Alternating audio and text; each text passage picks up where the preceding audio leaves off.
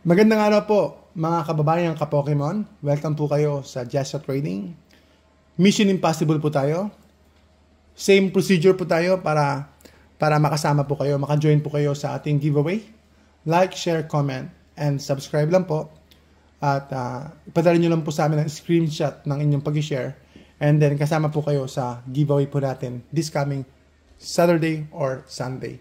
Palagi po natin gagawin yan kasi gusto natin ma-promote at gusto natin maging organic po yung ating grupo na sana ay ma-reach po natin yung 400 subscribers or 500 subscribers sa lalong madaling panahon, mga ka-Pokemon. Kaya nga po, Mission Impossible po tayo dito sa Jessa Trading.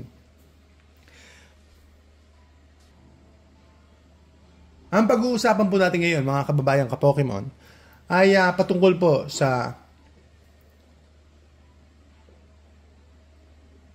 kung ano po dapat ang bibilin natin. Lahat naman po ito, mga ka-Pokemon, yung mga products na ito or yung mga sets na ito, lahat naman po, if they are kept sealed, lahat po sila over time, in the long term, ay tataas po ang value. Tataas po ang value, mga ka-Pokemon. At magiging above MSRP po siya.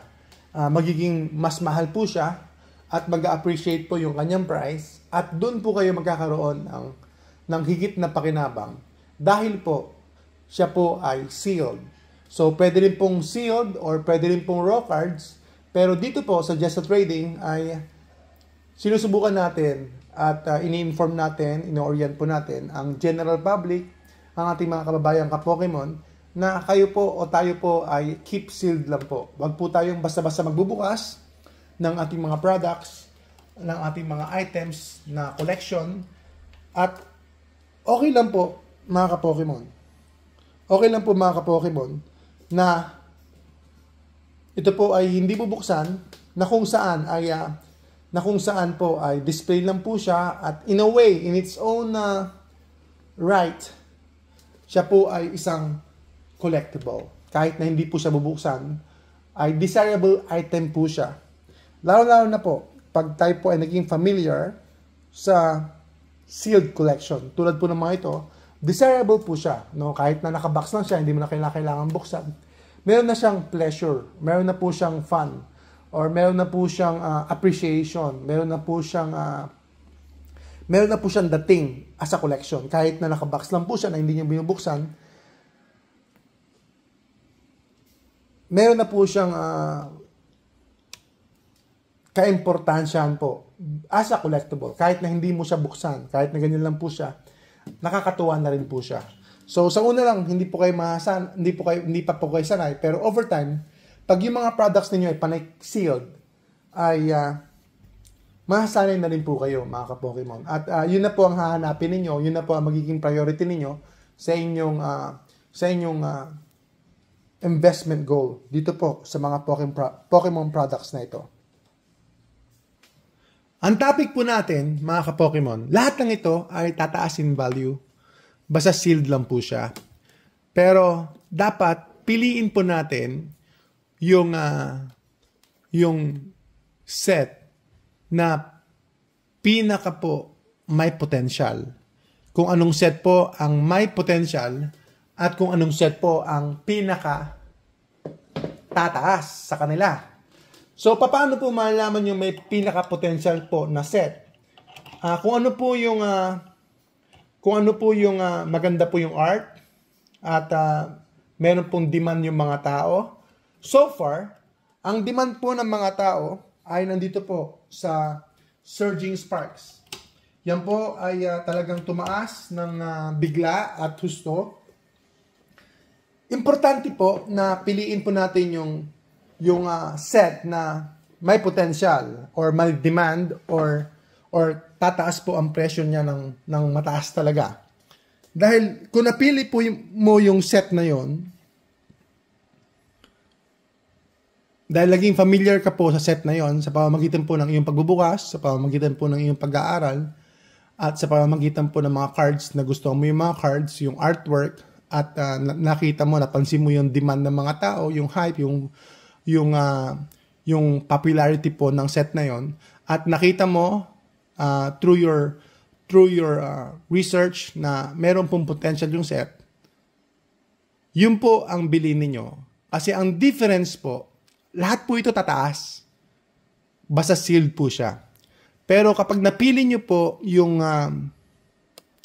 next big set, ang potential po noon ay mas malaki po at mas mabilis po siyang tataas. Mas mabilis po siyang tataas at mas mabilis po kayong mag-ROI. Mas mabilis po yung inyong return of investment. Dahil po, napili niyo po yung set na pinaka-candidate na mabilis tumaas at mataas po siya kaagad dahil po sa potential nito. At natuklasan nyo, na-discover nyo po ang potential po ng set na ito. Tandaan nyo po, mga ka-Pokemon, ang isa sa mga involved po rito sa pagpili natin ng set ay yung potential po na mag-double po or mag-triple po yung inyong pera. Kaya, importante pong i-consider ang entry point natin, ang entry price po natin, or ang ating purchase price kung magkano po natin binili yung set na yon, yung booster box or yung ETB, kung magkano po natin binili compared doon po sa kanyang counterparts or sa kanyang retail price, kung ano po yung magkano po yung mga halaga ng mga set at that time. So ngayon po ay syempre ang Surging Spark, sabihin na natin nasa 11,000 ito. So, kailan siya magdodoble? So, magdodoble ang presyo niya. Kapag binili niyo ng 11,000, magdodoble lang siya sa 22,000. So, ganun po yung kwento nun.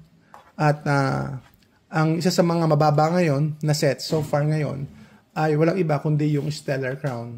Stellar Crown po, sa akin ay pwede ko po ibenta ngayon ng nasa 7,500 or 7,800.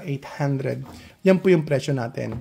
So, Stellar Crown is 7,800, tapos ito ay sabihin natin 11,000, mababa na po yun sa Surging Spark. So, kailan magdodoble yung Stellar Crown, kailan magdodoble yung Surging Spark. So, napaka-importante po yung tinatawag natin na entry point or purchase price po natin. So, it's very important na we should be first at ahead po tayo dito sa mga products na ito na before sila simula o tuluyang tumaas, dapat mabili nyo po sila, mga ka-Pokemon. Kaya yun po yung sinasabi ko, habang mura pa, habang below MSRP pa siya, bilhin nyo na po kaagad.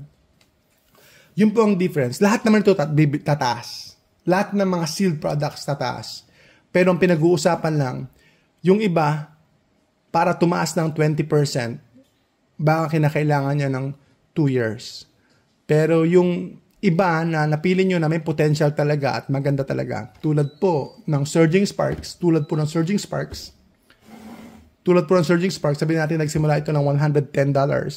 Ngayon po ay nasa $200 na po. Within a month, ay almost double na po yung presyo niya. So that's already 100%. Doubled na po yung presyo niya. So 100% na po siya. 100% gain in 1 month. Yun po mga ka-Pokemon. No? 100% or sabihin natin 80% gain within a month. So, yan po ang diferensya. Kapag napili nyo yung sleeper set o di kaya yung talagang class D set, no, yung o kaya yung low set, low or unpopular set. Lowest set o kaya unpopular set, yung D rating set o kaya E rating set o kaya F rating set, yung mababang klase ng set. Hindi po siya class S tier set. Kung napili niyo po ay yung below average set, tataas din po siya. Mataas din po ang kanyang itataas compared sa mga regular asset class. Compared sa regular investments, siguro tataas pa rin siya ng around 20% a year. Around 20% a year, mga ka-Pokemon. Siguro, no?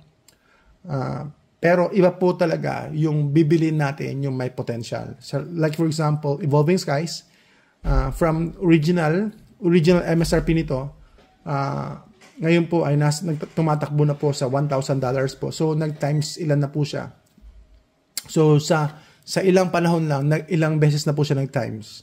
Sa period po ng around 3 years, ilang beses na po siya nag-multiply doon sa kanyang entry price o sa kanyang purchase price, sa kanyang initial price, mga ka-Pokemon. So, kung siya po ay nag 6 times na or 5 times, so, yan po, mga ka-Pokemon, yung potential po ng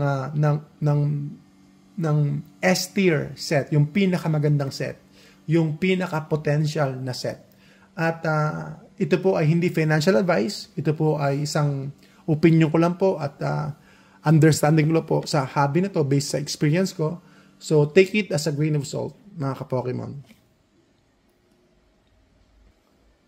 Sana po may natutunan po kayo a thing or two, mga ka-Pokemon. Sana ma-appreciate nyo po yung ating sharing at maging blessing po tayo sa ating community.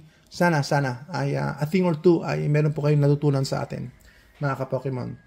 At sana i-subscribe niyo po kami at i-share niyo po ang ating page, ang ating channel. At ito po, ang inuulit ko po sa inyo na piliin niyo kahit na mediocre po yung set, mga ka-Pokemon, lahat ng ito ay tataasin value. Pero mas magiging mabagal nga lang po yung mga mediocre set compared po doon sa may mga potential. Pero importante po, ulitin ko po, yung entry price or yung purchase price po ninyo. Kaya po nangyayari ngayon, pag sobrang mahal na po yung set na may mga potential, yung mga customers or yung mga collectors, babalik po sa pinakamura ulit. So, susunod po silang tumaas. Like, tumataas na po ngayon ng Surging Sparks, of course, tsaka Twilight Masquerade, Paldea Evolve ulit. So, namamahalan na po sila. So, babalik na naman sila doon sa mga lackluster set, yung mga medyo na-delay sa pricing nila. Kasi doon po sila bibili dahil mababa po yung presyo. At dahil doon po sila bibili, dahil mahal na po yung isa, mataas na po yung Surging Sparks, doon po sila bibili. So, yun naman po ang susunod na tataas. So, importante po na piliin nyo po yung set na may potential at yung set na hindi pa gaanong tumataas. Yung mababa pa rin po yung entry point ninyo para naman magkaroon kayo ng potential doon sa ROI ng inyong product. Yan po mga ka-Pokemon ng sharing natin. Siya nga pala, update ko po kayo. Bigyan ko po kayo ng link. Bigyan ko po kayo ng link ng order po natin. Ayan, order po natin ito ng Terrestrial Festival. So, hopefully ay maganda po yung pinagkubalan natin. At sana po mga ka-Pokemon ay okay po yung product na ito. At pag okay po yung product na ito ay isasama ko po yung link sa baba.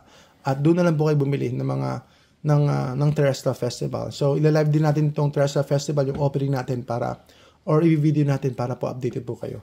So, maraming salamat po. Mission Impossible po kayo dito sa Just Trading at isang mapagpalang araw po sa inyo lahat. Salamat po, mga ka-Pokemon.